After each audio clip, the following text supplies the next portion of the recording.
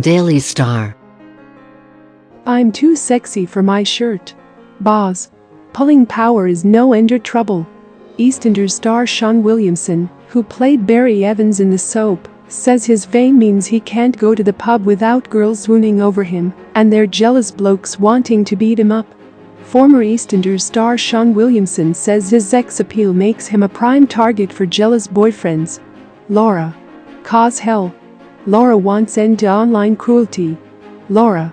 Cause hell. Laura Whitmore has compared the online trolling pal Caroline Flack received before her suicide to school playground bullying. Laura, who replaced Caroline as Love Island presenter, said she hoped people would learn to be less cruel to others online. Now corona hitting kids. The NHS sent an urgent alert to doctors yesterday after a surge in children being admitted to intensive care. They are suffering from a rare inflammatory syndrome that may be linked to COVID-19. Daily Express. In memory of their sacrifice. PM to lead minute silence at 11 a.m. today. £60k for loved ones after Express Crusade. Incredible 407,000 apply for jobs in NHS. Today at 11 a.m. Prime Minister Boris Johnson will lead the nation in silent remembrance for those who have lost their lives to coronavirus.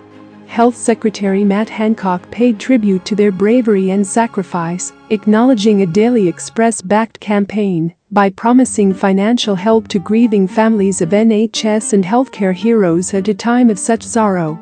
Families of NHS and social care heroes who lose their lives in the battle against coronavirus are to get a £60,000 payment under a new life assurance scheme, the Health Secretary announced last night.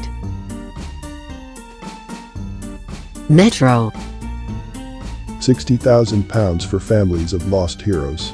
Payout for NHS and care staff who bravely give their lives for others. Families of NHS staff and social care workers killed by coronavirus were last night promised £60,000 payments.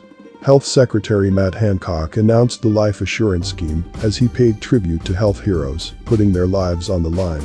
Of course, nothing replaces the loss of a loved one, but we want to do everything we can to support families who are dealing with this grief, he said.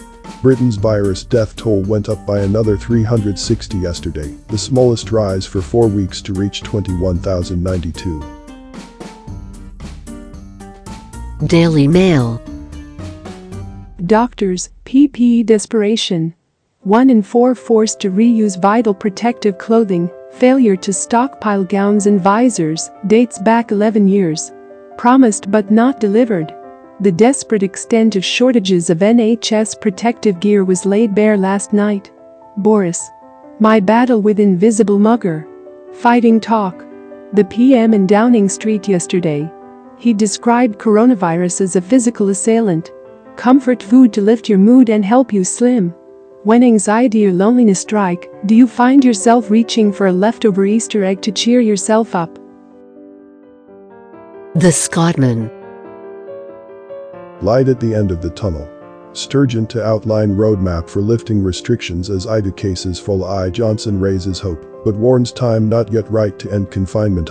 Small businesses thrown lifeline with £50,000 bounce back loans. Boris Johnson and Nicola Sturgeon have both suggested emergency measures in place to fight coronavirus are working, with the First Minister set to unveil options for Scotland's phased exit from lockdown this week. Sport. Majority of Hearts squad agree to pay cuts back after budge ultimatum. The Daily Telegraph. Time to fire up the engines, says PM. Johnson gets back to work with plan for gradual loosening of lockdown to put economy back on track without risking second wave of virus. Said scientists split over face masks for public, chief advisor admits.